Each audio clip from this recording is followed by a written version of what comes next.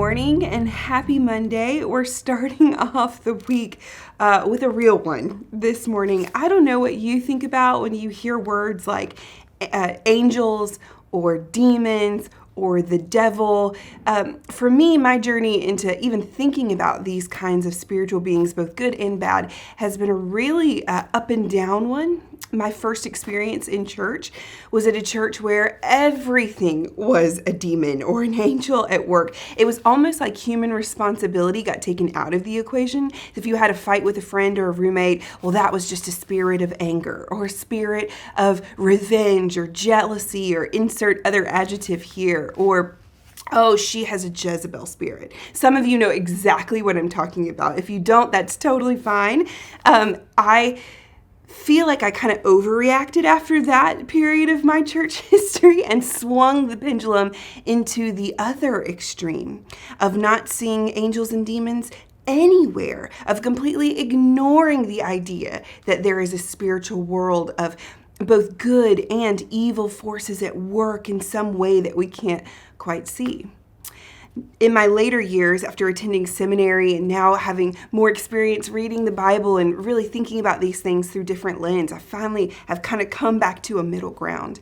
And these are all questions that Paul invites us to wrestle with as we read our passage for today and even some of what we read last week.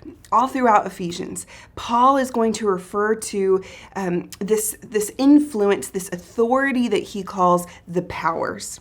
And in Paul's reading, no matter what you believe about these kinds of non-physical beings, what we have to see is that for Paul, in his mind, the powers represent both earthly, physical, visible authority figures, people who have influence, governors and rulers and chief priests, things that are obvious to us, who have influence and authority over our lives, whether we control it or not. Paul is absolutely talking about those people when he talks about the powers.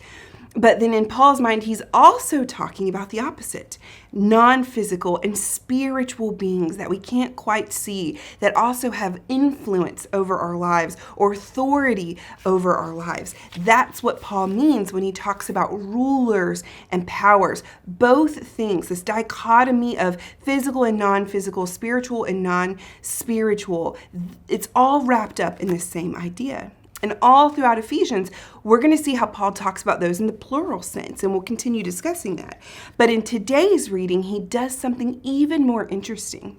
And I find just invites us right into this question of what do we believe about the reality of the world that we live in. He refers to this figure in verse 2 of chapter 2 called the Prince of the Power of the Air. And what he's saying here is it's a singular being, personal in the same way that like Jesus is a personal being. And he rules over the air. The words for air in Greek and Hebrew are really closely connected with the idea of the very breath that we breathe. The picture that Paul is painting is that the very air we breathe is saturated with the influence and authority of this prince who governs this unseen world and influences the way that we think about things, what we value, how we perceive the world. Even if we can't quite see it, his influence is there.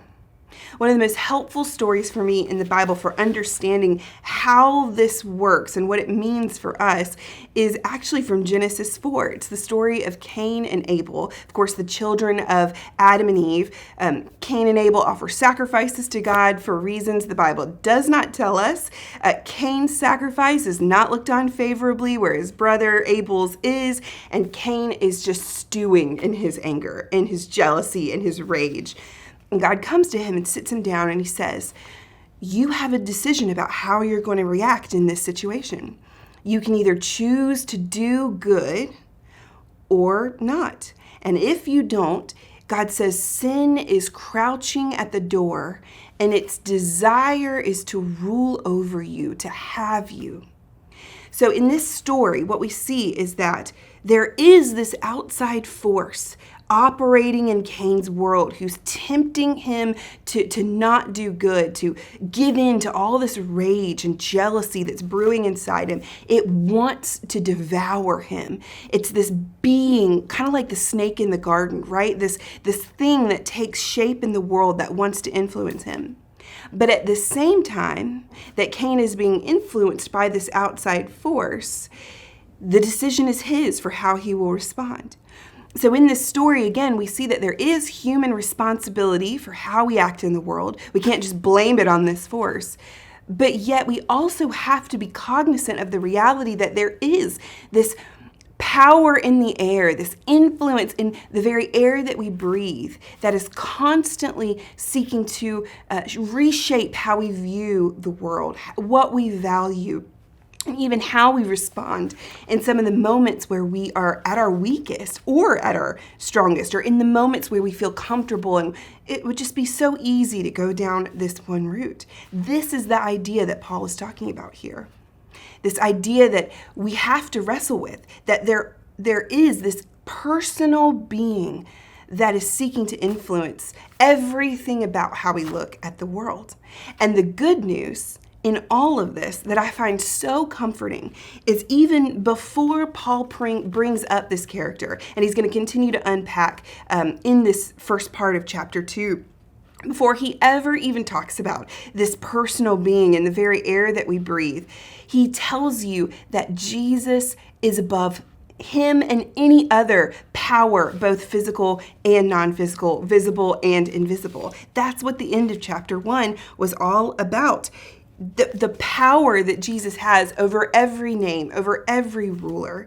And so what we shouldn't do as Christians is ignore that this invisible spiritual influence is very much real and at work in the world, as Paul says. But we also can't go to the other extreme of being constantly afraid, because Paul tells us that Jesus has already won the victory. We call this in theology the now and not yet. Clearly, we live in a world where Jesus has won, right? He is the name above all names. He is the one with the ultimate power. He is authority over all things, both evil and good. Jesus, in the end, is going to make all things right. But it's obvious when we look around at the world today that that's not our current reality. And so we live also in the not yet. There's going to be a day when all things are eventually made right, when every tear is wiped away. And if that's a huge question in your mind, just wait till we get to the book of Revelation, what we're reading after Ephesians, after Easter. And this idea of spiritual evil, of how Jesus is going to win the final victory, and what role we play in the meantime, these are all things that we're going to keep discussing as we read through the book of Ephesians. But for now, I hope you see, or at least are asking yourself, the questions that Paul is kind of prodding at you. Do you believe? Do you have a category in your mind for a world that is not just physical or visible or tangible that you can touch and feel? Is there a category in your mind for the potential of spiritual beings that might not all be on your side or on God's side? And how do we wrestle with that in our daily lives? What is Jesus calling us to do in response? We'll see you back here tomorrow.